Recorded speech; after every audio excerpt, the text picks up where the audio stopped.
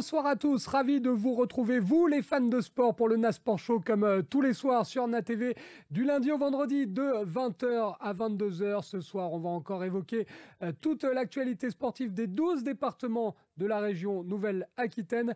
Le sommaire, c'est tout de suite et c'est avec le plus grand des sportifs, Clément Darbieux. Au programme, le hockey sur glace avec les Boxers de Bordeaux qui reçoivent Chamonix ce soir à 20h15. En football, les affiches et toutes les réactions suite au tirage du 6e tour de la Coupe de France. La parole au président, c'est dans un instant. L'entretien du jour est consacré à Stephen Delcourt, le manager général de l'équipe cycliste féminine de la FDJ Suez Futuroscope. Focus ce soir sur la Burdicolor, la course à pied colorée qui a rassemblé plus de 2500 personnes à Pessac, près de Bordeaux. Puis en fin d'émission, vous découvrirez la sélection de l'équipe de France de surf pour les championnats du monde à Pismo Beach aux États-Unis.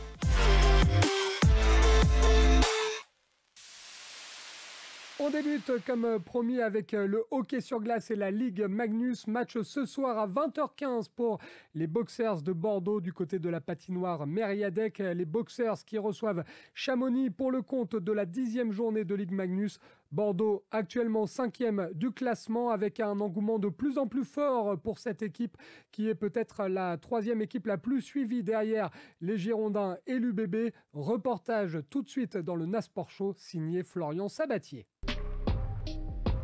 Depuis quelques années, la région bordelaise est connue pour son attrait pour le sport du fait de la mixité des événements sportifs qui peuvent se dérouler tout au long du week-end. Si le football ou le rugby a une place importante, la Gironde suit de très près le hockey sur glace avec les Boxers de Bordeaux dans la Ligue Magnus. Le championnat a repris depuis un peu plus d'un mois et l'ambiance de la patinoire de Mériadec est toujours aussi enivrante en ce début de saison. Pour les principaux acteurs de l'équipe bordelaise, l'ambiance chaude de ses supporters n'est pas le fruit du hasard. Oui, mais je crois que c'est pas nouveau que le public aime les boxers et je dirais que chaque année, voilà, il y a une belle affluence. Et ce qui est bien, c'est que ce soir, voilà, il y a un partage avec le public. C'est important de donner des sourires et du plaisir à nos supporters qui nous sont fidèles, qui sont derrière nous dans les bons comme dans les mauvais moments. Et voilà, on a à cœur de leur offrir de belles prestations avec des victoires au bout pour pouvoir savourer la fin de match, quoi.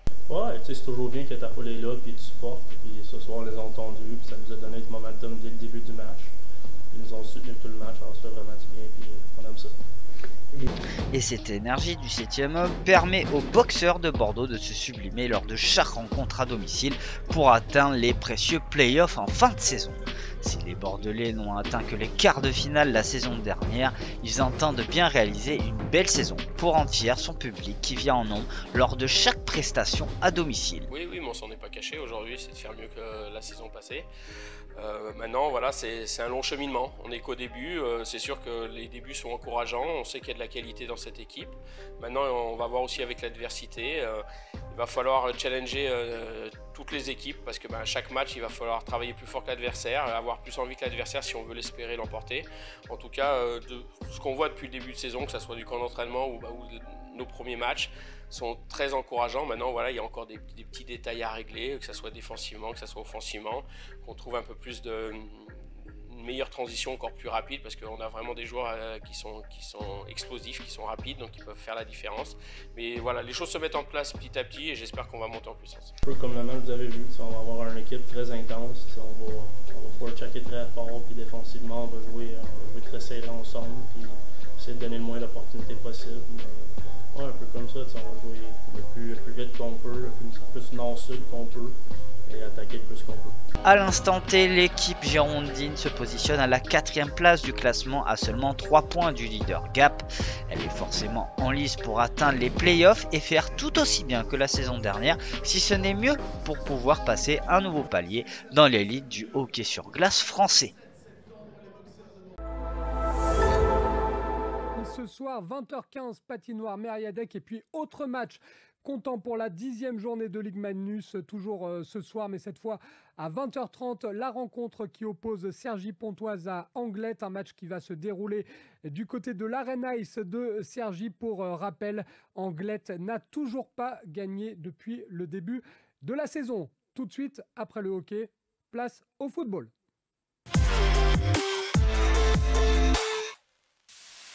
Le ballon rond maintenant avec le tirage au sort de la Coupe de France et du 6e tour concernant les clubs de Nouvelle-Aquitaine. Tirage au sort qui a eu lieu hier soir aux alentours de 19h. On vous rappelle les affiches de ce 6e tour avec pas mal de rencontres très intéressantes. On pense notamment au match entre Choré et Charente-Limousine, le déplacement de Trélissac sur la pelouse du CA Neuville. Angoulême-Charente va affronter Porte entre deux mers. Il y a une réserve. Donc pour l'instant, le Stade Poitvin se déplacera soit du côté de Libourne, soit de Nontron-Saint-Pardoux. Et puis il y a le match entre l'Escar et Saint-Paul Sport. La suite de cette Coupe de France, donc, qui va avoir lieu ce week-end avec des matchs samedi et dimanche. Hier soir dans LFNA TV, Nicolas Coude présentait le tirage et a eu la plupart des présidents des clubs. On retrouve un florilège des réactions après ce 6e tour de Coupe de France tiré au sort hier soir. Florilège préparé par Clément Darbieux. Bien sûr, on est satisfait de ce tirage. Pour nous, la Coupe de France, c'est une belle aventure humaine et sportive pour commencer. Donc, bien sûr que comme toute aventure, nous allons la jouer à fond. Une aventure, il faut les vivre à fond pour pas avoir de regrets. Et nous sommes très heureux de ce tirage. Mais tout tirage était bon à prendre au 6e tour. Pour nous, c'est le record du club qui est atteint. Donc, pour nous, tout tirage était bon à prendre. Voilà. L'objectif de Thibaut, c'était de jouer contre les Girondins de Bordeaux. Donc, maintenant, à nous de passer le prochain tour. Nous, on savait qu'on recevrait automatiquement au-dessus de nous. Ça aurait pu être une R3, ça aurait pu être une R2. Donc, on a déjà rencontré une R2. Donc, on satisfait bien sûr du tirage. Donc, ça sera le dimanche à Magnecbourg. Et puis après, comme vous l'avez dit, comme la Coupe de France, c'est la Coupe de tous les possibles. Ma foi, Diane, on a rencontré le tour précédent une R2 qu'on a éliminé, mais là, ça donne aucune garantie sur le sort contre Merpin, un bon club de R2. Parlez-nous de votre commune, parlez-nous de votre club de football. C'est l'occasion qui vous est donnée ce soir sur LFNA TV et sur NAT TV, vous qui nous suivez sur le canal 30 par le biais des box opérateurs. Magnecbourg, c'est où? Alors, on m'a dit tout à l'heure que c'était le long de l'autoroute A20, c'est bien cela? Alors, tout à fait, je confirme. C'est le long de l'autoroute A20, sur la limite du département de la Haute-Vienne et de la Corrèze, village-étape, donc sur l'autoroute A20. Et donc, alors, c'est un regroupement de communes, dont la commune principale est Magnecbourg. Nous évoluons, l'équipe Fagnon, on joue à Magnecbourg. Voilà, donc nous avons une école de foot qui est forcément complètement enjouée du parcours des grands. Hein, ça, c'est les meilleurs ambassadeurs pour notre école de foot. Nous avons une section féminine également. Et donc, notre équipe senior, composée, alors c'est à noter, c'est peut-être la spécificité du club de district, composée essentiellement ou en grande majorité avec des jeunes qui ont été formés par le club, qui sont issus de l'école de foot. Donc, ça fait toute la fierté à double titre pour le club, pour tout le tissu social. Donc, sur la dernière rencontre contre La Rochelle, hier, donc, alors on a estimé, puisqu'on n'a pas fait payer les entrées, c'était un choix du club. On a estimé à peu près environ 500 spectateurs, que des spectateurs de nous, donc c'est énorme. Et on espère rester sur cette trajectoire pour dimanche prochain à la réception de Merpin. Puisque donc vous allez faire l'entrée gratuite alors? Alors, je ne sais pas, on va décider ça donc en conseil d'administration la semaine. On attendait d'avoir le tirage, d'ailleurs, savoir si on était visiteur ou si on était club recevant. Donc là, on sait qu'on est club recevant, donc on va décider au plus vite. Et on se rapprochera d'ailleurs du club de Merpin, en fonction de la décision. Vous avez prévu une fête spécifique dans le village à l'occasion de cet événement historique pour votre club de football? Alors, c'est un événement historique, tout à fait. Une fête, non. Oui, la fête se fait autour du terrain de foot, puisqu'en fait, la commune de Magnac, hier, je pense qu'on a réuni plus de la moitié de la population de Magnecbourg, même si tous les spectateurs n'étaient pas de la commune de Magnecbourg, bien sûr, puisqu'on avait des supports également des autres clubs qui ne jouaient pas hier. Mais bien sûr que ça sera un jour de fête à Magnecbourg dimanche prochain et on va faire toute la publicité. On a une couverture médiatique par la presse locale qui est déjà bien efficiente en ce moment et je pense que ça va monter crescendo cette semaine. François, bonsoir. Merci de nous rejoindre depuis les Pyrénées-Atlantiques. Vous êtes satisfait d'accueillir un voisin? Finalement, ça va faire une chaude ambiance. Bonsoir. Ouais, la grosse satisfaction, c'est effectivement de recevoir. Par contre, on connaît bien Saint-Paul et Dax, qui est une grosse écurie de R1. Donc, ça sera un match qui sera plutôt compliqué. Mais pour nous aussi, c'est un peu historique puisque c'est la deuxième fois qu'on obtient le 6e tour de Coupe de France. Donc, l'objectif, ça sera vraiment de pouvoir goûter au 7e. 7e tour avec, pourquoi pas, la volonté, comme Igos, il y a quelques années de cela, d'accueillir un club équivalent au Paris FC. C'est ça votre objectif, finalement? C'est le rêve de tout le monde, effectivement. À partir du moment où on est à ce niveau de compétition, on espère, bien sûr, recevoir une grosse affiche à domicile. Le fait de ne pas jouer contre l'Aviron Bayonnais pour un derby entre Béarnais et Basque, non, c'est pas grave. Vous vous dites, on en fera un plus tard, peut-être au 7e tour d'ailleurs, c'est possible.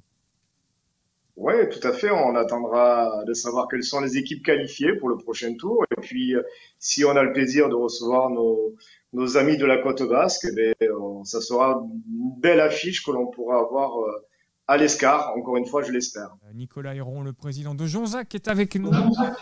Bonsoir, président Héron, merci. Vous êtes au club avec les joueurs. Certains paraissent déjà fatigués en se frottant les yeux, ou c'est qu'ils n'en reviennent pas du tirage? Ah oui, ça va faire une belle affiche, ça va faire beaucoup d'affluence. Et voilà. Donc, ça va faire un gros match. Parlez-nous de ce club de Jonzac-Saint-Germain. C'est l'occasion sur LFN ATV, sur NATV, sur le canal 30. Vous pouvez nous dire qui est-il, combien de licenciés? C'est votre moment, allez-y. Alors, le club de Jonzac-Saint-Germain, c'est une fusion entre la ville de Jonzac et la ville de Saint-Germain. On a environ 250 licenciés, avec des catégories allant de U6 à vétérans.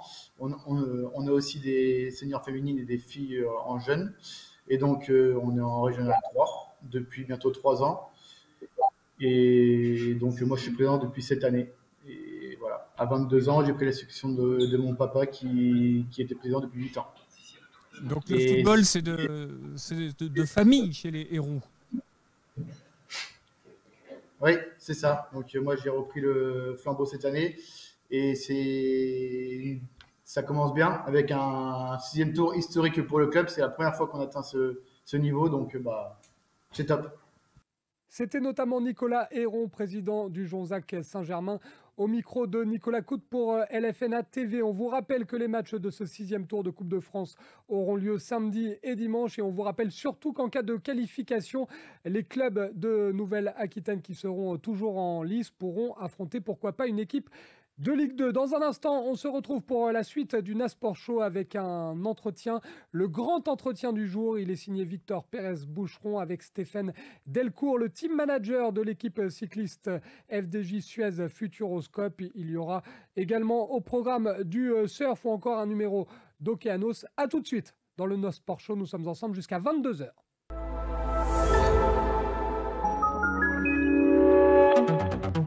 NATV, c'est toute l'actualité de Nouvelle-Aquitaine en temps réel sur le canal 30.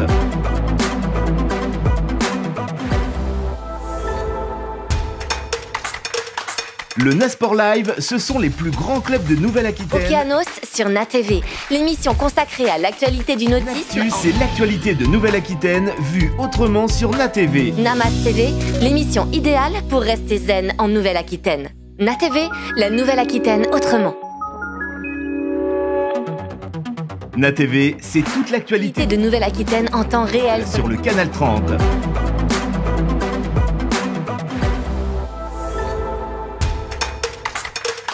Le NASPORT Live, ce sont les plus grands clubs de Nouvelle-Aquitaine. Océanos sur NATV, l'émission consacrée à l'actualité du nautisme. C'est l'actualité de Nouvelle-Aquitaine vue autrement sur NATV. Namas TV, l'émission idéale pour rester zen en Nouvelle-Aquitaine. NATV, la Nouvelle-Aquitaine autrement. NATV, c'est toute l'actualité de Nouvelle-Aquitaine en temps réel sur le canal 30.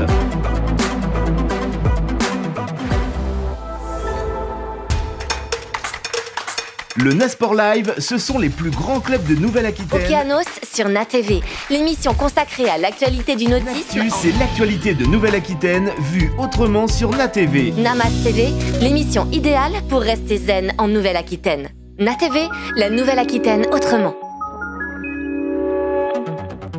NATV, c'est toute l'actualité de Nouvelle-Aquitaine en temps réel sur le canal 30.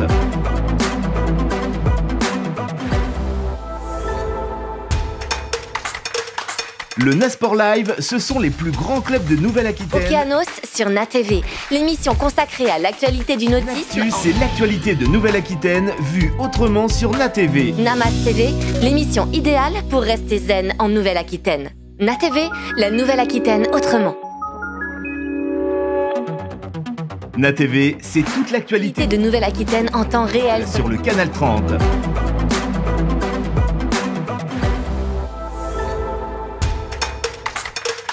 Le Nasport Live, ce sont les plus grands clubs de Nouvelle-Aquitaine. Okeanos sur NATV, l'émission consacrée à l'actualité du nautisme. L'actu, c'est l'actualité de Nouvelle-Aquitaine vue autrement sur NATV. Namas TV, l'émission idéale pour rester zen en Nouvelle-Aquitaine. NATV, la Nouvelle-Aquitaine autrement. NATV, c'est toute l'actualité de Nouvelle-Aquitaine en temps réel sur le canal 30.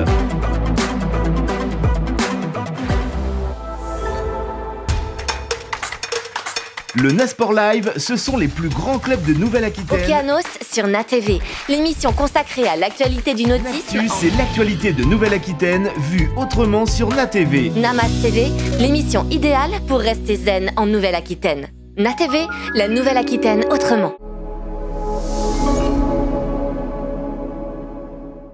De retour pour la suite du Nasport Show. Comme tous les soirs, du lundi au vendredi, nous sommes ensemble de 20h à 22h pour évoquer toute l'actualité sportive en Nouvelle-Aquitaine. Et dans un instant, on va parler vélo puisque j'accueille tout de suite en studio à mes côtés le spécialiste cyclisme de la rédaction de NATV. C'est Victor Pérez-Boucheron qui m'accompagne. Salut Victor. Bonsoir Benjamin, bonsoir à tous.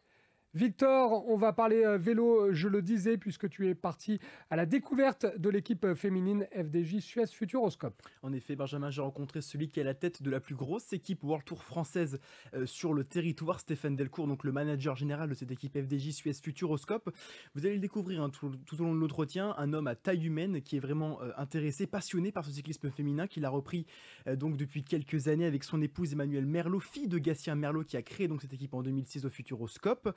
Et maintenant, il y a de nouveaux acteurs du cyclisme féminin. Benjamin, on le sait notamment avec ASO, qui a donc repris ce cyclisme, ce Tour de France féminin pour la deuxième édition donc en juillet prochain. Je vous propose donc de regarder cet entretien avec Stéphane Delcourt à Jaunet-Marigny. Bonjour Stéphane Delcourt.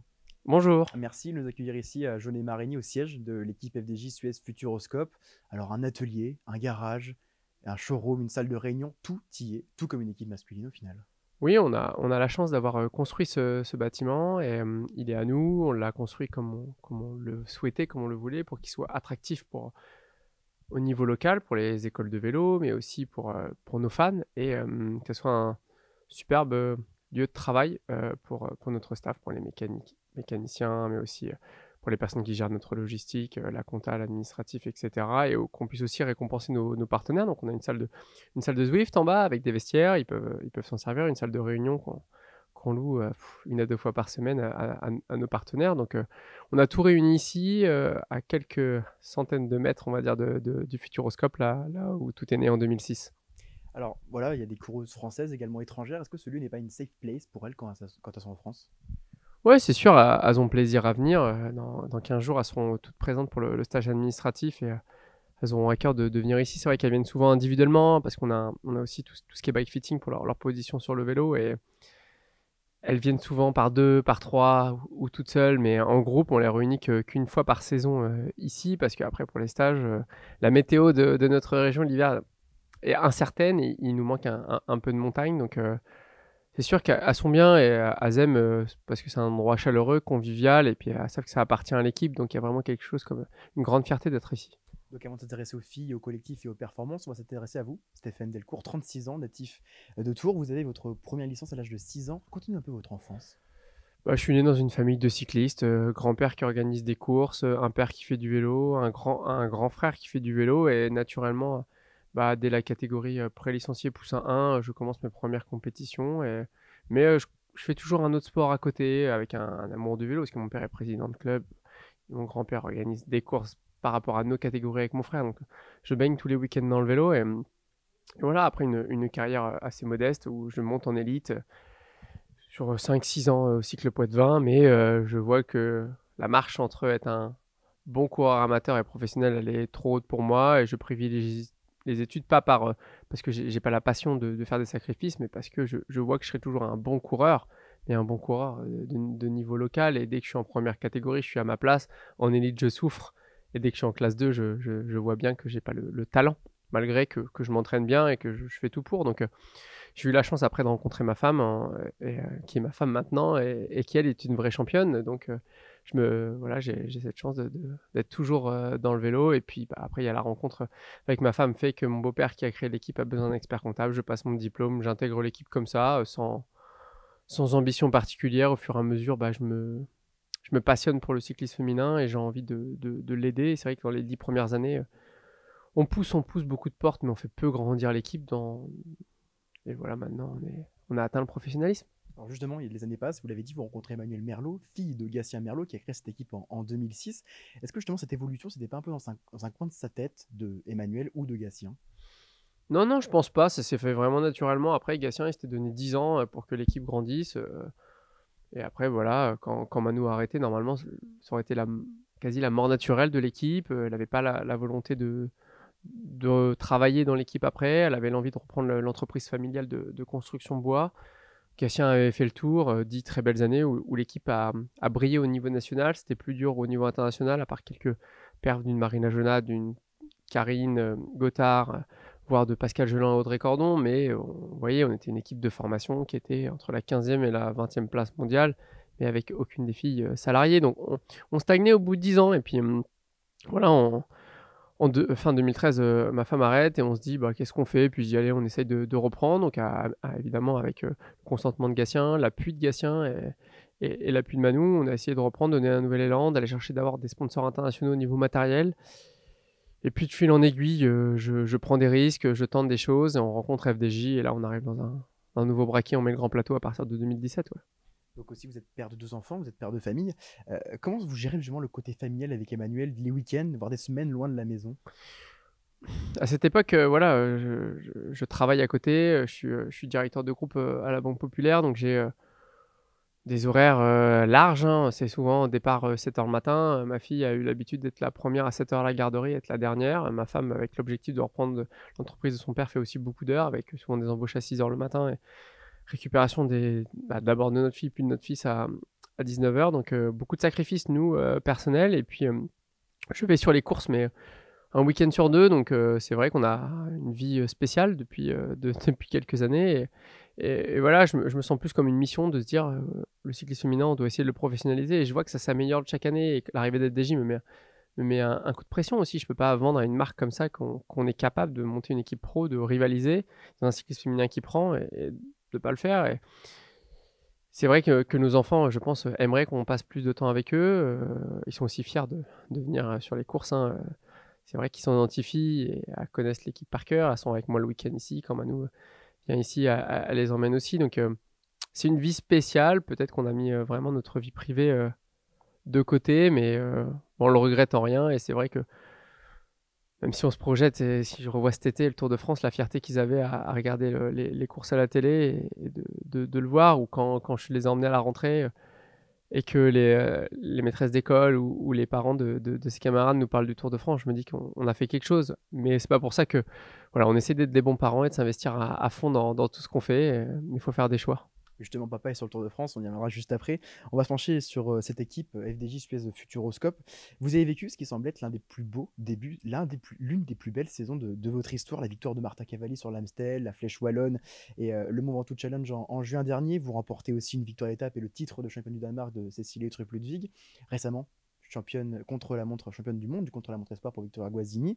Comment est-ce qu'on peut expliquer donc cette montée en puissance cette année en 2022?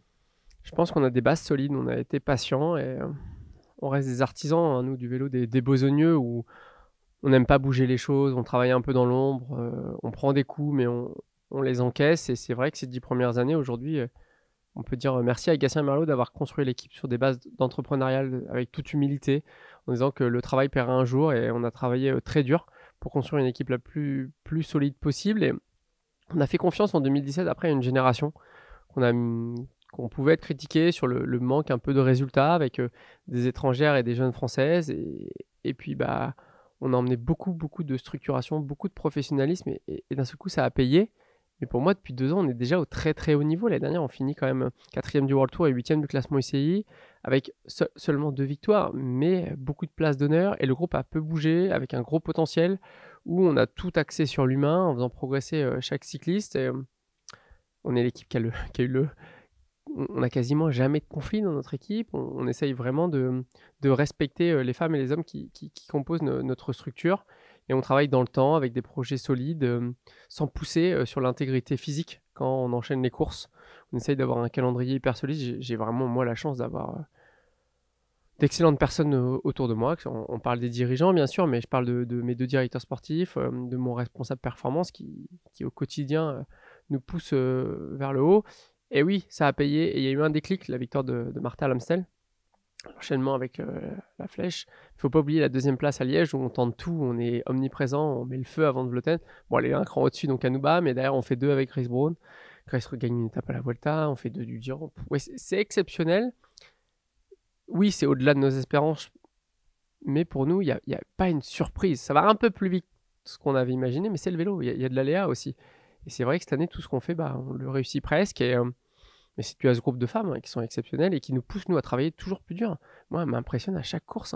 Elle travaille vraiment très, très dur. Elle s'entraîne dur, elles font beaucoup de sacrifices personnels. Et c'est un groupe qui vit très, très bien, caractérisé par le sourire. On peut parler du sourire de Marie et de Cécilie. On fait beaucoup de bruit.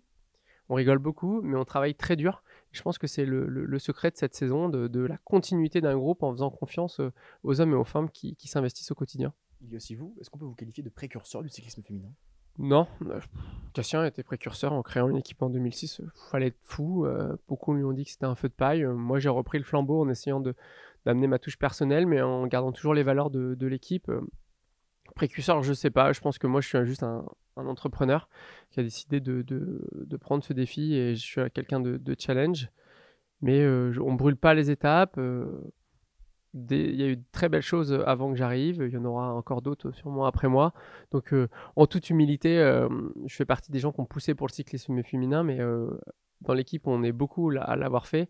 Et en France aussi, certains n'ont pas été récompensés ou sont arrivés trop tôt. On pas eu la chance de rencontrer les bonnes personnes comme moi. Donc, moi, je tiens à remercier tous ceux qui poussent au quotidien pour le cyclisme féminin. Ceux qui arrivent maintenant pour les traiter d'opportunistes, moi, je dis bienvenue. Oui, ils vont essayer de nous piquer la vedette. Tant mieux, ça va nous pousser vers le haut. Une succession de victoires sur notamment la Bretagne Ladies Tour avec Victoria Guazzini, la première étape du Tour de Grande-Bretagne avec Clara Copponi, Cécilie, on le disait, championne du Danemark et cette victoire donc, sur le Tour de France. Et à ce moment-là, au mois de juin, est-ce qu'on peut se dire que vous êtes l'un des sérieux prétendants à la victoire finale sur le Tour de France si on fait une abstraction du classement général actuellement? Oui, c'est sûr que nous, on finit les championnats en allant au Tour d'Italie. On avait très très bien préparé le mois de juillet. Toute notre structuration d'équipe était... C'est facile à dire maintenant, mais si vous pouvez voir mes slides de décembre l'année dernière, c'était jouer la gagne sur les Flandriennes, gagner une Ardennaise pour monter en puissance et avoir le maximum de confiance pour les grands tours. Donc quand vous avez gagné l'Amstel et la Flèche, vous faites 2 de Liège, que vous avez été omniprésent sur le Tour des Flandres, mais un petit cran en dessous, mais on est 6 et 7. Brody fait aussi un gros Tour des Flandres qu'à Paris-Roubaix. On fait une 5e place avec Marta Cavalli et qu'on n'est pas épargné par les blessures, par les chutes, par le Covid. On se dit, il y a quelque chose, le groupe est solide. Et en fait, on arrive au Tour d'Italie. Cécilie a été malade au mois de juin. On se dit, bon, on va travailler le Tour d'Italie pour Martha et on aura un groupe solide pour l'été pour jouer la gagne. Et on se dit qu'on est la seule équipe au monde à avoir 3 grimpeuses qui ont le top 10 dans les jambes. Martha, évidemment, mais Cécilie et Vita derrière. Donc, on se prend à rêver et on n'a pas peur à dire que l'objectif de notre Tour de France était de jouer la gagne. On ne dit pas, quand je dis jouer la gagne, c'est pas le maillot jaune, mais d'être acteur et d'essayer de renverser Annemiek van Vleuten. Clairement, on sait que c'est la favorite numéro 1, mais on se dit sur un jour sans, une maladie en début de tour, comme on l'a pu l'avoir, Martha et Cécilie sont capables, et puis elles ont la chance d'avoir Evita, et on sait qu'on a des sérieuses chances, parce que l'effectif est très solide. La chose la plus complexe pour nous, c'est la sélection du tour. Avant ça, justement, il y a les championnats de France. À Cholet, vous faites des championnats de France quasiment blancs. Au final, vous êtes malgré ça présent à l'avant avec celle qui a remporté le titre en 2019. Jadiel à l'avant, mais ça n'est pas allé au bout. Est-ce que louper les championnats de France, c'est quelque chose qu'on arrive à digérer en tant que manager général? On peut le digérer, oui, parce qu'on sait que c'est une course d'un jour, une course spéciale et que c'est un championnat. On l'a raté, faut l'avouer. Peut-être par excès de confiance de notre très bon début de saison. Et vu le début de saison qu'on a, on est ultra favori et on rate cet événement. C'est un des seuls événements qu'on a raté cette saison. On le rate pas, je pense que physiquement on était bien. Tactiquement, jusqu'aux 80% de la course, on est très très bien. Et je pense qu'on a manqué de sang-froid à la fin. Les filles qui ont été devant étaient plus des coéquipières sur la première partie de saison. Et on manquait de cet instinct et peut-être ce goût de la victoire. Mais depuis, ces mêmes filles ont rebondi. Et puis il faut dire que Gladys et Audrey étaient très fortes. Nous, on avait un très fort collectif, mais individuellement, on était moins fort. Et on a manqué de sang-froid à un moment clé. Ce qui est dommage, mais c'est pas la fin du monde. Si on reste sur ce rythme de gagner 1 an sur 2, ching tout de suite. La FDJ Suez Futuroscope, c'est dans son histoire 12 titres de championne de France sur route, 15 titres sur la piste.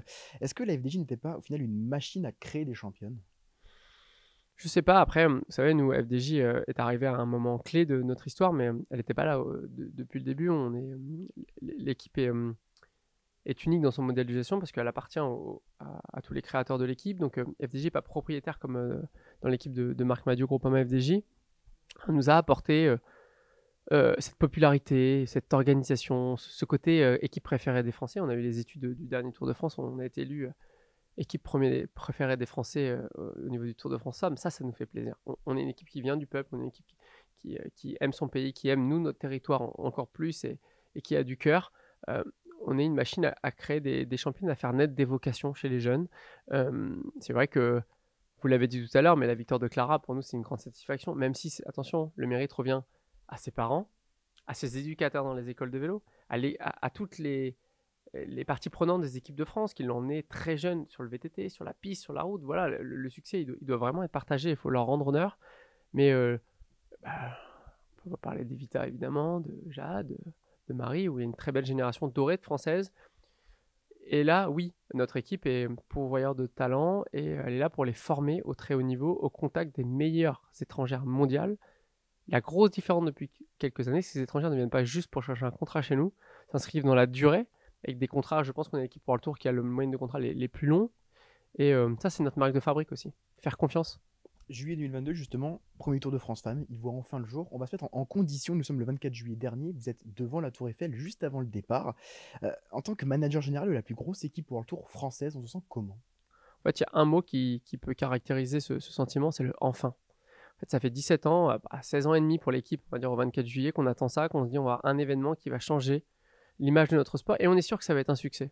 On est sûr parce qu'on a eu Paris-Roubaix l'année d'avant, qui a déjà changé notre sport, qui a montré à la France entière, alors je dirais Paris-Roubaix, aux spécialistes de cyclisme, à quel point le cyclisme féminin pouvait être performant, pouvait donner envie, et à quel point, maintenant qu'on leur donne les moyens de s'entraîner et de vivre de leur passion, à quel point elles sont performantes, et qu'on a créé notre sport.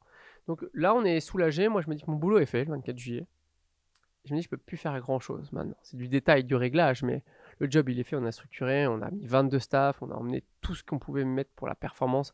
La préparation s'est passée super bien. Et moi, je me mets même en mode bonus sur le tour parce que je peux aider tout le monde, mais j'ai pas une tâche définie.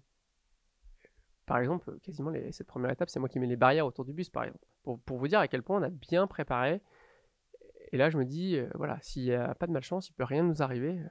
Maintenant, c'est à elle de pédaler et de faire ce qu'elle savent le mieux faire.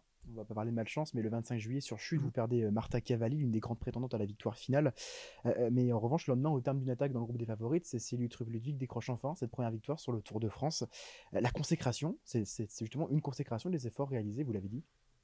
L'objectif du tour numéro 1 de l'équipe, c'était marquer l'histoire. C'est-à-dire, c'était jouer la gagne, donc un podium, une victoire d'étape ou un maillot distinctif. Voilà notre objectif et on ne peut pas mentir parce qu'on a eu un inside sur nous et j'invite tout le monde à le visionner sur Eurosport. On savait que les 2 premières étapes étaient piégeuses et on voulait passer au travers. Première étape est passée malgré des ennuis mécaniques à peu près bien. La deuxième étape a été catastrophique. Le soir du Tour de France, le soir du 25 juillet, notre tour est fini normalement. Mais pas avec ce groupe. Parce que oui, je prends un gros coup sur la tête, mais quand je vois autour de moi à quel point ils sont solidaires, à quel point ils n'ont pas envie d'abandonner, je suis hyper fort le soir. C'était ma dernière nuit blanche. Ça faisait des années que je n'avais pas fait une nuit blanche, à réfléchir, à gratter sur un bout de papier quels sont les mots que je dois utiliser. Et le lendemain, dès le briefing, je sais que ça va le faire. Martha est à nos côtés. Elle n'est pas remise de sa chute, mais elle est là déjà physiquement. Dans son regard, on voit à quel point elle a envie d'être sur le vélo. Et cette force qu'elle arrive à transmettre, moi, je l'ai juste traduit en mots dans le briefing. Et le placement, il est excellent. Le groupe est solidaire en cours devant, fait pas les mêmes erreurs qu'à Provins. Et on a un peu de réussite parce que Cécilie fait un effort trop violent dans la première montée et se retrouve légèrement décroché sur la deuxième accélération avec Marianne Vos. Là, une chute de Lisa Longoborghini et de Yann Lippert la remet dans le game. Et j'appelle notre directeur de la performance à 3 bornes de l'arrivée. Je lui dis, elle est pas remise de sa chute, elle est tombée tout à l'heure. Elle me dit, non, mais c'est pas le même effort. Là, elle est capable. On a reconnu, je te le dis, s'ils l'emmènent comme ils doivent l'emmener, ça peut le faire. Et après, voilà. Après, c'est Cécilie. Elle fait la gagne, le service après-vente derrière, et c'est pour ça qu'on l'aime. Et puis voilà, même si Martha est toujours avec nous, parce qu'elle est sous surveillance avec nous, et on sait que ça va être long, notre Tour de France, il est réussi déjà des Reims. Et la seule angoisse qu'on a, c'est juste, est-ce que Martha n'aura pas des répercussions? Mais tout ce qui arrive après, c'est le bonus dans ce Tour de France. Alors justement, vous rentrez de ce Tour de France avec la 7e place de Grace Brown au classement général et cette victoire d'étape. Et on le suppose, des ambitions plein la tête pour 2023. Ouais, 7e avec Cécilie Autre-Plevig, 8e avec Evita Music, avec une place de 2 d'Evita sur l'étape 4, avec une Marie-Lenette qui a tout fait pour gagner l'étape 6, qui est plus combative, une Grace Brown qui est tous les jours devant, qui essaye avec Vittoria Guazzini. Voilà, il y a un groupe qui est né, un groupe qui est très fort. Et je me dis, même celles qui n'étaient pas au Tour de France, bah voilà, elles ont tellement envie d'y aller les prochaines années qu'on va faire monter le niveau de l'équipe. On a perdu Brody, c'est une grande perte quand même sur le marché des transferts, mais Gladys et Lous arrivent et on peut se dire que notre équipe est forte l'année prochaine. On connaît le Tour de France, on a eu notre part de malheur en 2022, on se dit qu'en 2023, oui, on va y aller avec beaucoup d'ambition, mais avec beaucoup d'humilité de remise en question cet hiver. On va laisser passer le Tour de Romandie, le chrono des nations qui nous est cher, faire le bilan individuellement avec les filles et le staff et repartir nous en novembre avec les directeurs sportifs et notre directeur de la performance sur la programmation de 2023 qui sera axée sur des grands objectifs. Et évidemment, le Tour de France sera notre objectif parce qu'on sait qu'on a l'effectif pour embêter Annemiek van Vleuten, même si Movistar a été très très bon sur le marché des transferts. Alors justement, fin septembre, il y a quelques jours, vous remportez un nouveau cap, un titre de championne du monde espoir du contre-la-montre pour Vittoria Guazzini. Marie-Lenette termine d'ailleurs à la 4e place. Vous avez enfin un maillot arc-en-ciel dans cette formation, c'est un plaisir. On l'a eu, alors je sais pas, je me trompais. Ouais, sur la piste avec Pascal Geland, je crois que c'est 2010, mais je me tromperai peut-être sur l'année. J'espère que Pascal m'en voudra pas. Oui, un titre espoir et surtout une 4e place de Vittoria Guazzini, une 2e place en élite de Grace Brown à 12 ou 13 secondes de mémoire de Hélène Van Dijk. Donc on se dit, on a enfin des filles de chrono, parce que ça a quand même été notre gros point faible depuis des années. Donc maintenant, comme j'ai dit à SO, je suis prêt pour le chrono par équipe. Vous pouvez en mettre à tous les Tours de France, même chrono individuel, on est prêt. Cette culture de la performance, on le doit beaucoup à Flavien Soenen qu'on a recruté cet hiver. C'est quelqu'un avec qui j'avais déjà beaucoup d'échanges et que j'avais vraiment envie de collaborer. Il a fait passer un cap au niveau performance aux filles. On sait à quel point le contre-la-montre est technique et qui se travaille au quotidien. Et il y a une grosse marge de progression. Après, on a 2 athlètes hors normes avec Vittoria et Grace. C'est une consécration. Vittoria restera à jamais la première championne du monde de chrono contre-la-montre espoir femme. Il a fallu attendre quand même beaucoup d'années pour avoir cette catégorie. Derrière, ça nous met plein d'ambition pour les prochains chronos, parce qu'il ne faut pas oublier que Vittoria aura 22 ans seulement en décembre. Hein, elle est de décembre 2000. Donc ça fait voir le potentiel de cette cycliste qui aujourd'hui n'est pas à 100% sur la route, hein, qui enchaîne la route et la piste. Et je pense même qu'elle sera pas très loin du titre de championne du monde en poursuite individuelle au mois d'octobre à Saint-Quentin-en-Yvelines. Donc le 27 octobre prochain, c'est la date à laquelle les 2 Tours de France seront présentés.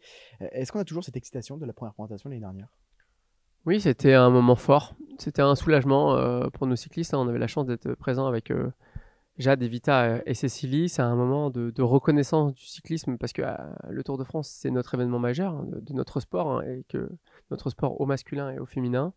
La reconnaissance du cyclisme masculin, de l'existence et de la légitimité du cyclisme féminin. Ce deuxième Tour de France cette deuxième présentation aura vraiment un goût spécial parce que on va revoir nos images, voir à quel point ça a été un Tour de France réussi. Et ASO, ils sont au-delà de leur espérance et nous les premiers. J'imaginais beaucoup de visibilité, mais pas autant. J'imaginais pas surtout autant de ferveur sur le bord de la route. Et ça démontre l'envie des Français des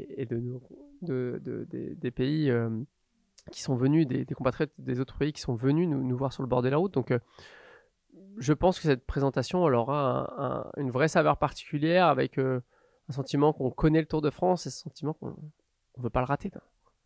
Donc on espère, nous, un parcours qui nous avantage. Alors justement, en juillet dernier, vous avez été sûrement dans la voiture pour suivre les filles. Cette ferveur, le public, vous l'avez dit, c'est quelque chose que vous n'avez jamais vu auparavant. Non. On a eu des courses avec ferveur. Hein. Paris-Roubaix cette année était une très belle ferveur, il faisait très beau. Les courses en Angleterre sont impressionnantes. Hein. Le Tour des Flandres est impressionnant, les Stradés sont impressionnantes, mais pas cette ferveur du Tour de France. Puis c'est dans notre pays, on est quand même patriotes. C'est le Tour de France et dans tous les villages de l'Est, il y avait un monde fou. Puis un public vraiment vivant, un public chaleureux qui s'amusait à connaître le prénom des filles. Donc évidemment, on a vraiment envie d'y retourner, mais il y a quand même beaucoup de courses avant, il y a une belle préparation et je veux surtout que les filles se reposent cet hiver, physiquement et mentalement. Normalement, vous ne serez pas inquiété sur votre participation en 2023 ? Non, alors la règle elle est claire, les équipes World Tour sont invitées d'office. On doit rendre notre dossier World Tour le 17 octobre prochain, mais voilà, tout est en cours et il y a encore quelques minutes, on finalisé quelques détails avec notre expert comptable sur les derniers documents, mais voilà, ça sera notre 4e année en World Tour, il n'y a aucune raison qu'on n'y soit pas. Administrativement, on sait faire. On a un nouveau sponsor qui renforce FDJ pour nous renforcer encore financièrement dans cette lutte et dans cette guerre des budgets. Donc tout est en cours, on essaye vraiment de faire au mieux et on a cette chance et cette tranquillité d'esprit aussi d'être pris pour le Tour de France. Et c'est là que c'est dur pour les continentales. C'est vrai que malheureusement c'est le jeu, mais nous on a ce luxe-là, mais on a aussi beaucoup de contraintes à côté et c'est le prix à payer. Et c'est aussi notre récompense d'être une équipe de très haut niveau. Et on va finir 4e, je pense, équipe UCI, à part si on gagne le Romandie et que DSM passe à côté, mais j'y crois pas. Hein. On va finir 4e mondial et quand vous avez le 9e budget en début de saison, on peut s'en satisfaire. Alors justement, à propos de cette 2e édition, l'idée d'un passage au Futuroscope est un peu dans les petits papiers d'ASO. Est-ce que vous en savez davantage ? Ouais, il n'y aura pas de 2e, alors sauf si tout le monde a fait une surprise, hein, mais il n'y aura pas de passage au Futuroscope sur cette 2e édition. J'espère qu'à moyen terme, il y aura évidemment un passage au Futuroscope. C'est ici que tout est né, c'est ici que le cyclisme féminin s'est structuré. Il y a eu d'autres équipes, mais qui n'ont pas duré autant que nous. Donc vraiment, nous, le but, c'est de rendre au territoire ce qui nous a donné. Il faut être patient. Il y a quand même beaucoup de villes qui postulent, et je pense qu'ASO saura le faire, mais voilà, il faut des villes avant et après qui puissent se coordonner avec le Tour de France au Futuroscope. Parce que le terrain de jeu des coureurs, c'est la route. Le terrain de jeu, c'est la route. Envisager un Tour de France de 8 jours sans montagne, c'est impossible. On est loin et pas loin des montagnes ici. Il faut une suite logique. Donc, les discussions avec Madame la maire de Poitiers avancent bien. Son envie, elle est claire. Elle est claire d'avoir une étape du Tour de France. Nous, on pousse derrière. Mais ASO a besoin de légitimité. Elle peut nous avantager, mais pas à tout prix. Et puis, il y a aussi beaucoup de villes qui postulent depuis longtemps, qui ont écrit d'autres histoires du cyclisme en général. Et voilà, il y aura une logique. Si dans les 5 premières éditions, il n'y a pas de Futuroscope, ça sera décevant, mais voilà, il faut savoir être patient et être tenace. On connaît ça. Pour 2023, vous frappez fort. Gladys Verhulst, vice-championne de France sur route l'année dernière. Quel a été le deal avec celle qui a également porté le maillot de championne de France Espoir en 2019 ? Je pense qu'elle était prête à rejoindre le World Tour. Je pense ça fait évidemment 3 ans au moins qu'on est en contact. On n'est pas prêts ensemble pour travailler ensemble. L'envie elle n'est pas commune au même moment, mais on garde un contact très, très bienveillant l'un sur l'autre, a fait ses armes, que ce soit à l'ADN de Charente-Maritime, puis après dans la foulée chez Arkea, puis chez Le Col Wahoo, où là, voilà, elle a une blessure d'entrée de saison. Nous, on a envie de recruter français. Ça fait quelques années qu'on ne recrute plus français, on a une vraie envie de recruter français. Et quand on se met d'accord avec les directeurs sportifs et notre directeur de performance sur quel profil, le nom de Gladys revient en permanence. Donc c'est sûr qu'on prend contact très très tôt, on échange, on voit qu'il y a une envie commune de travailler ensemble, une envie pour elle de rejoindre une équipe World Tour, voir la sécurité. Et d'ailleurs, je sais aussi qu'elle a beaucoup d'atomes crochus avec les filles de l'équipe, donc on ne met pas très longtemps à vraiment se dire qu'on va travailler ensemble, et on est très honnête sur son rôle l'année prochaine. Une phrase clé, je lui dis, en tant que Française, je pense que l'équipe où tu as le moins de chances de faire le Tour de France, c'est chez nous. Et quand elle réagit comme ça, je vois dans sa réaction qu'elle a envie de se battre pour être au Tour de France, elle a envie de se battre pour avoir un rôle privilégié, mais elle a surtout envie d'apprendre. Donc voilà, à ce moment-là, on se met d'accord avec Gladys, et puis voilà, après, faut être patient et être discret. Comment vous la voyez la saison prochaine, votre saison prochaine ? Je la vois bien, je la vois très dure cet hiver avec beaucoup de travail, beaucoup de remise en question, beaucoup de structuration. Amener le meilleur autour de nos cyclistes, c'est-à-dire la diététique, le médical, pousser tous ces curseurs, le meilleur matériel. Être vraiment encore plus à la pointe. Je pense qu'on est à la pointe, mais les autres travaillent très dur. Et on a bousculé beaucoup d'équipes et elles vont avoir qu'une envie, c'est de nous éjecter des premières places. Prenez SD Works, quand nous on fait 2 victoires sur les Ardennaises et une place de 2, et eux ils ne remportent rien alors que c'est largement le plus gros budget et qu'ils ont prouvé depuis des années qu'ils dominaient ces Ardennaises. Ils vont travailler très dur. Donc nous, si on reste juste stable, on perd. Donc je crois à un hiver très très dur du côté du staff. Les filles vont devoir s'entraîner encore très très dur. Et j'espère un très bon début de saison qui va passer par évidemment les Strade Bianche, qui sont une course qui fait rêver, et une course que l'équipe n'a pas encore séduit. On a fait 5e, mais voilà, c'est pas suffisant pour le moment. Donc j'espère un bon début de saison, une confirmation de notre ranking mondial avec une équipe qui joue la gagne dans n'importe quelle course qui prend le départ. Et je pense par exemple aux Flandriennes ou aux Ardennaises dans la foulée, où on marquera cette édition et on enchaînera très vite au mois de mai avec la Vuelta. Donc là, ça sera un enjeu majeur aussi pour l'équipe. Et pour finir, si vous aviez un mot à dire à tout votre staff, vos filles, l'équipe, lequel serait-il? Merci. Merci, parce que les émotions qu'on peut vivre dans nos métiers ne sont pas les émotions qu'une personne lambda vit dans son métier au quotidien. Et ce qu'elles nous ont fait vivre cette année, il n'y a pas d'autre mot que merci. Et j'élargirai mes merci à toute la communauté qui nous suit au quotidien et qui nous pousse à être meilleurs. Parce que les messages d'encouragement qu'on a depuis le début de saison sont impressionnants et font très chaud au cœur. Merci beaucoup, Stéphane Delcourt, manager général de l'équipe FDJ Suez Futuroscope. Merci à vous. Entretien passionnant avec Stéphane Delcourt, le team manager de l'équipe cycliste féminine FDJ Suez Futuroscope. Juste Victor, avant de te laisser tranquille, une petite info supplémentaire concernant le cyclisme féminin, puisqu'on connaît désormais les dates de la Périgord Ladies. En effet, la Périgord Ladies, organisée donc par le Tour du Limousin en Nouvelle-Aquitaine, se tiendra le 12 août prochain. La Périgord Ladies, c'est une épreuve que Stéphane Delcourt et son équipe connaissent bien. Ils l'ont gagné déjà à 2 reprises sur les 4 éditions, notamment avec Coralie Demey et tenante du titre l'année dernière, Grace Brown. Donc ils ne vont pas sur ce Tour du Limousin pour du tourisme, ils le connaissent bien et ils auront bien sûr pour objectif donc de briller cette année le 12 août prochain, Benjamin. Merci Victor. Merci Benjamin.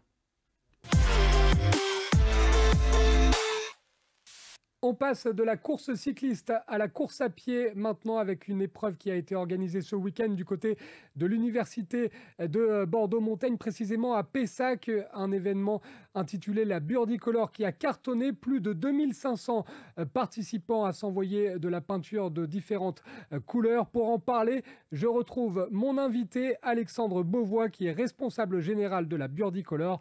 Bonsoir Alexandre. Bonsoir à tous. Alexandre, félicitations. On a vu les images et surtout les différents articles dans la presse locale. La Burdicolor a cartonné. C'était attendu, cet engouement, après malheureusement les annulations des éditions précédentes en raison du Covid. Je suppose que pour vous, procéder au retour de cet événement, ça a dû être une sensation un peu particulière, parce qu'on a tous envie de revivre ce genre d'événement après la période du Covid.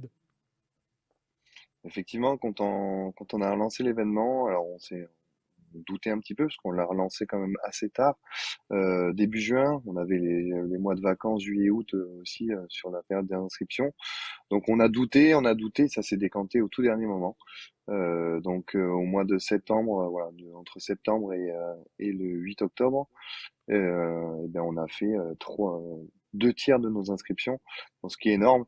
Donc ça a été inespéré un peu d'avoir autant de personnes, mais voilà, ça, en tout cas, ça fait du bien et ça fait plaisir. Ça fait plaisir quand on est sur scène de voir l'ensemble et l'engouement des personnes en train de s'échauffer, de s'envoyer la couleur. Donc voilà. En plus, on a eu de la chance, on a eu un super temps, donc ça a joué aussi dans la balance. Ouais, la météo était au rendez-vous ce week-end, on l'a dit, un peu plus de 2000 personnes. Déjà, Alexandre, est-ce qu'on peut revenir sur l'origine de cette manifestation? Comment c'est arrivé, la Burdicolor? Comment vous avez décidé de vous lancer dans cette folle aventure? Alors nous, à la base, ça partait d'un projet à l'époque quand on était en STAPS à Bordeaux. Donc en 2015, il fallait réaliser un projet. Donc du coup, on avait décidé d'organiser une mini color run parce que à l'époque il n'y en avait pas sur Bordeaux. Et ensuite, nous, on a l'équipe organisatrice, on a chacun fait un peu des études dans tout ce qui est un peu marketing événementiel à la suite de notre licence en STAPS. Et on s'est structuré, on a monté une asso, on s'est développé, on est monté aussi en compétences et ensuite on a vite passé de 3000 à 3500 personnes sur les années précédentes. Donc voilà, et là c'était la sixième édition de la Birdie-Color. Et toujours un peu sur le campus universitaire de Pessac-Lavance. Et on rappelle le but et le principe de la Birdie-Color. Il n'y a pas de récompense, il n'y a pas de médaille d'or autour du coup du vainqueur. Il n'y a pas de chronomètre, surtout c'est important, c'est uniquement du plaisir et un moment que l'on peut partager entre amis ou en famille. Exactement. Comme vous le dites, c'est vraiment un moment de plaisir. Pas de chronomètre, on n'est pas là pour se défier, pour défier le chrono, etc. C'est vraiment du plaisir. On veut avoir de belles photos, de belles vidéos, faire ça en famille, entre amis. Voilà, il y a des parcours aussi pour les personnes à mobilité réduite. Donc voilà, faut que ça soit accessible pour tout le monde et c'est vraiment notre leitmotiv à tous. Et on va quand même raconter un petit peu les coulisses, Alexandre, notamment pour mettre en lumière les bénévoles qui vous aident dans cette aventure, parce qu'il y a un moment où les participants passent sous une arche et se font, c'est le principe, asperger de poudre colorée. Pour ça, pour encadrer la course, évidemment, il faut des bénévoles. C'est peut-être aussi l'occasion d'en parler, Alexandre, comme toutes les manifestations de ce genre. Et il faut des passionnés, des gens qui donnent de leur temps sans compter leur argent. Et forcément, c'est votre cas du côté de la Birdie-Color. Comme vous le soulignez justement, nous, notre événement, et je pense que pas mal d'événements ne tiendraient pas sans bénévoles.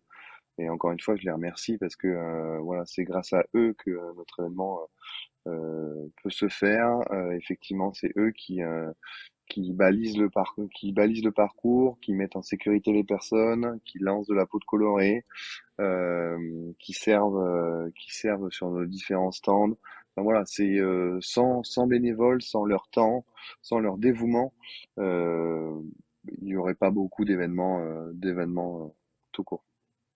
Et on rappelle donc que le but n'est pas de gagner de l'argent. Néanmoins, il y a eu quelques recettes et je crois, si mes informations sont bonnes, vous allez nous le confirmer, Alexandre, mais que une partie des recettes a été versée plutôt à Octobre Rose, le mois, on le rappelle, de lutte pour parler du cancer du sein. Exactement. En fait, on essaye à chaque fois de changer d'association et de reverser. Donc là, on a choisi, sachant que notre course s'effectue au mois d'octobre, c'était tout naturel qu'on reverse sur Octobre Rose, voilà, pour la recherche sur le dépistage du cancer du sein. Donc voilà, donc on change chaque année, on met une partie des recettes. Alors c'est pas énorme, mais bon, c'est déjà important pour nous de changer d'association à chaque fois, voilà, pour pouvoir viser plus large sur les associations et surtout aussi avoir des bénéfices. Aussi, l'objectif c'est d'avoir une forte identité.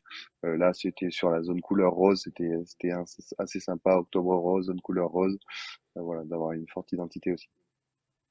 Oui, on le voit sur les images proposées à la réalisation par Baptiste Cochelin. On voit pas mal de peintures roses. Rassurez-nous, Alexandre, c'est pas vous qui nettoyez tous les t-shirts blancs des participants et la route après l'épreuve.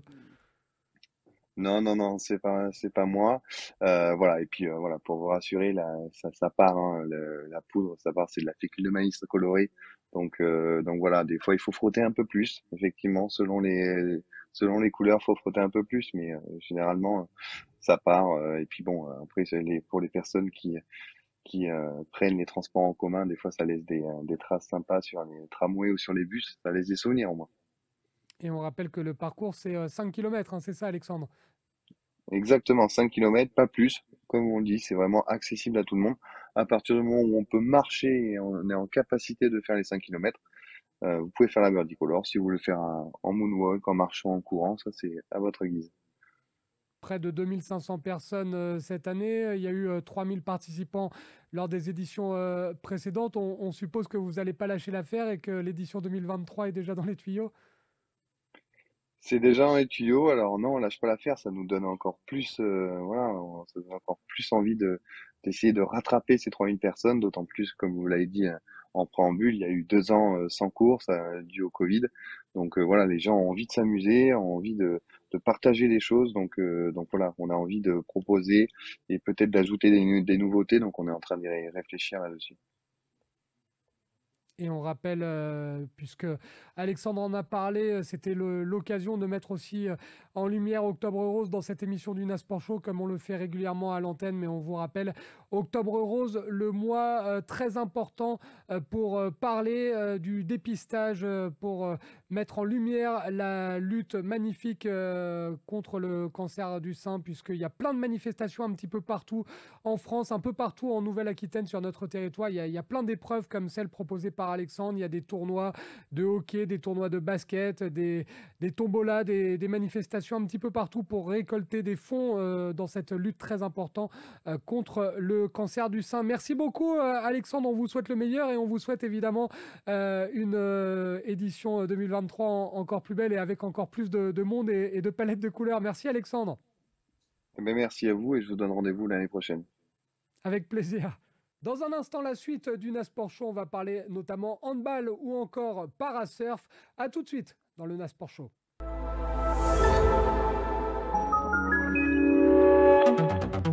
NATV, c'est toute l'actualité de Nouvelle-Aquitaine en temps réel sur le Canal 30.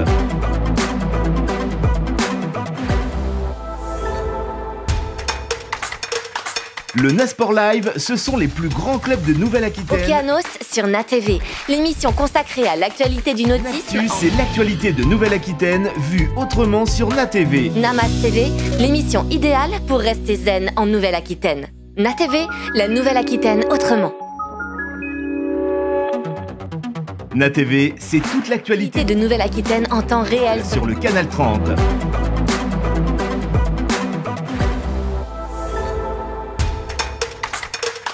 Le Nasport Live, ce sont les plus grands clubs de Nouvelle-Aquitaine. Okeanos sur NATV, l'émission consacrée à l'actualité du nautisme. C'est l'actualité de Nouvelle-Aquitaine vue autrement sur NATV. Namas TV, l'émission idéale pour rester zen en Nouvelle-Aquitaine. NATV, la Nouvelle-Aquitaine autrement.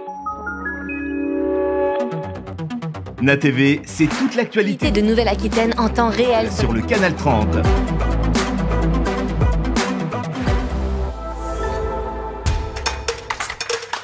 Le Nasport Live, ce sont les plus grands clubs de Nouvelle-Aquitaine. Okeanos sur NATV, l'émission consacrée à l'actualité du nautisme. C'est l'actualité de Nouvelle-Aquitaine vue autrement sur NATV. Namas TV, l'émission idéale pour rester zen en Nouvelle-Aquitaine. NATV, la Nouvelle-Aquitaine autrement.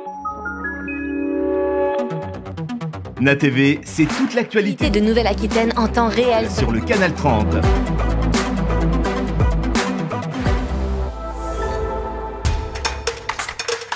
Le Nasport Live, ce sont les plus grands clubs de Nouvelle-Aquitaine. Okeanos sur NATV, l'émission consacrée à l'actualité du nautisme. C'est l'actualité de Nouvelle-Aquitaine vue autrement sur NATV. Namas TV, l'émission idéale pour rester zen en Nouvelle-Aquitaine. NATV, la Nouvelle-Aquitaine autrement. NATV, c'est toute l'actualité de Nouvelle-Aquitaine en temps réel sur le Canal 30.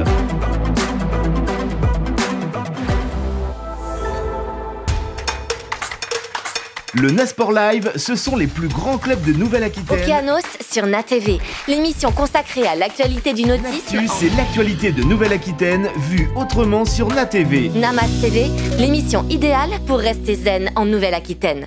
NATV, la Nouvelle-Aquitaine autrement. NATV, c'est toute l'actualité de Nouvelle-Aquitaine en temps réel sur le Canal 30.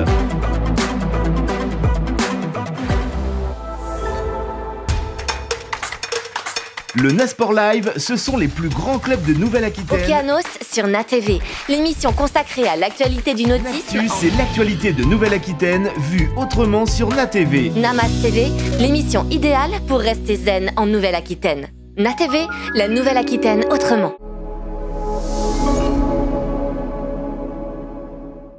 De retour dans le Nasport Show, je vous le rappelle, comme tous les soirs de 20h à 22h sur NATV, tous les soirs, du lundi au vendredi pour évoquer toute l'actualité du sport en Nouvelle-Aquitaine. Et l'actualité du sport ce soir, c'est le handball avec évidemment un gros programme tout au long de la semaine. Demain, il va y avoir à 20h30 la suite de la 4e journée de D2 féminine, un match qui oppose Toulouse au CA Béglé, le club girondin qui est actuellement 7e du classement. Toulouse est 12e. Et puis une petite info Ligue but à gaz pour être complet sur le handball féminin. La 5e journée se jouera samedi soir. Il y aura un déplacement à 20h sur le parquet de Bourg-de-Péage pour Celles-sur-Belle. Celles-sur-Belle actuellement 4e du classement. Tout de suite, on parle nautisme sur NATV. L'actualité du surf pour terminer cette émission du Nasport Show. Avant un numéro spécial d'Océanos, je vous propose de vous intéresser à l'équipe de France de parasurf puisque le comité directeur de la Fédération française a validé la sélection pour les championnats du monde, des championnats qui auront lieu cette année à Pismo Beach aux États-Unis du 4 au 11 décembre prochain. Le président délégué de la Fédération française de surf, Jean-Marc Saint-Géours, a annoncé la sélection sur la page Facebook officielle de la Fédération française de surf. La commission parasurf a validé l'équipe de France qui partira à Pismo Beach pour les championnats du monde du 4 au 11 décembre prochain. Stand 1, Clément Claveau. Stand 2, Philippe No. Stand 3, Éric Dargent. Stand 3, Geoffrey Mucheboeuf.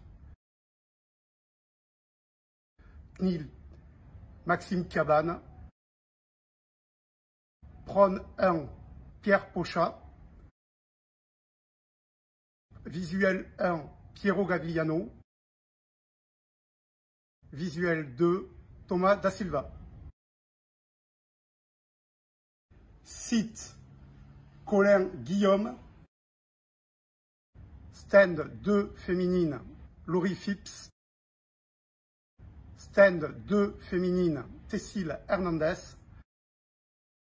CNIL, Emmanuel Blanchet. Prône 2, Céline Rouillard. Prône 2, Béatrice Durand. Visuel 1, Valentine Moscotéoc. Visuel 2, Lou Méchiche. On sera tous derrière cette équipe de France de 2022. Ramenez-nous le maximum de médailles.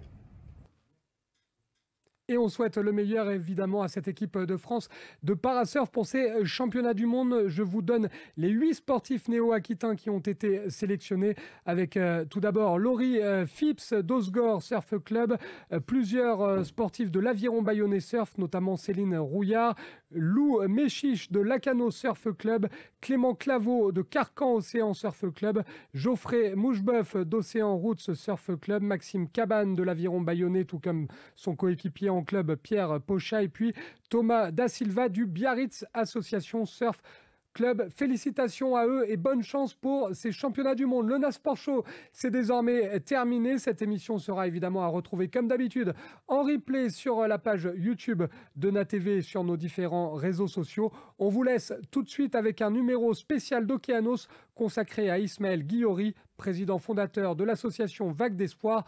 Très bonne soirée à tous.